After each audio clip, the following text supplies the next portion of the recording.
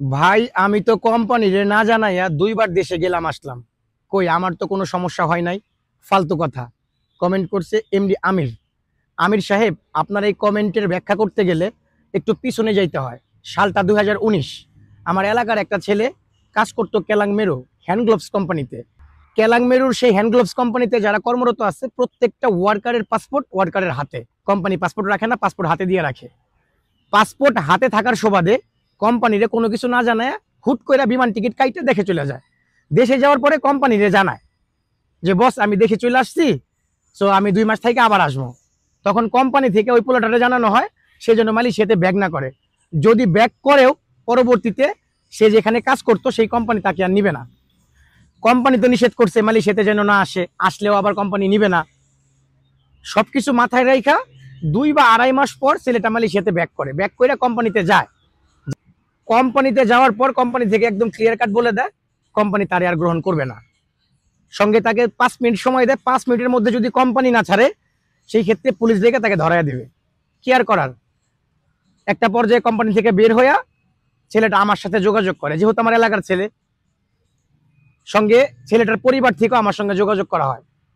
ওই পোলা যেহেতু আমার এলাকার, ওই ছেলের আব্বা আম্মা আমার সাথে যোগাযোগ করে, তারা অনুরোধ করে আমি যেন ওই পোলারের সঙ্গে করে ওই পোলার কোম্পানিতে গিয়া HR ম্যানেজার বা সুপারভাইজারে বুঝাইয়া বলি পোলাটারে যেন আবার কোম্পানিতে ব্যাগ নেয়।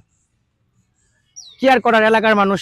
একটা পর্যায়ে ওই ছেলের সঙ্গে করে আমি নিজে সরজমিনে ওই কোম্পানিতে যাই, যাইয়া HR ম্যানেজার সুপারভাইজারের সাথে কথা বলি, অনেক রিকোয়েস্ট করি পোলাটারে যেন কোম্পানিতে আবার ব্যাগ নেয়। তখন সেই কোম্পানির HR এর তরফ থেকে আমাকে জানানো হয়, দেখ ও তো একবার কোম্পানির না জানে দেশে গেছে, পরবর্তীতে আবারও যে যাবে না তার তো কোনো গ্যারান্টি নাই। আমার কোম্পানিতে যতগুলো স্টাফ আছে সবার হাতেই পাসপোর্ট।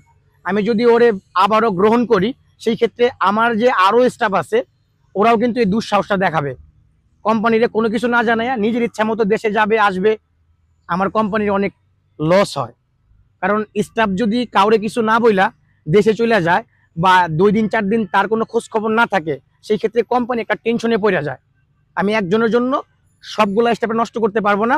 আমি সরি। সরি বলার পর তো আর কোনো কিছু থাকে না। পরে আর কি করার, ওই পোলারে আমার সঙ্গে আমার রুমে 15 দিনের মতো রাইখা পরে আবার রিটার্ন টিকিট কাইটা দেশে পাঠিয়ে দিছি। দেশে না পাঠায় তো উপায় নাই। তখন মালয়েশিয়াতে মানে কোভিড মাত্র আসতেছে, এরকম একটা সময় বাধ্য হইয়া পোলাটারে দেশে পাঠিয়ে দিতে হয়েছে। এই জন্য সবসময় একটা বিষয় মাথায় রাখতে হবে, পাসপোর্ট হাতে আসে বিধায় নিজের ইচ্ছা মতো দেশে যাওয়া আসা করা যাবে না। সবার কোম্পানি এক না, হাতের 5 আঙুল যেমন সমান না, সব কোম্পানি এক না।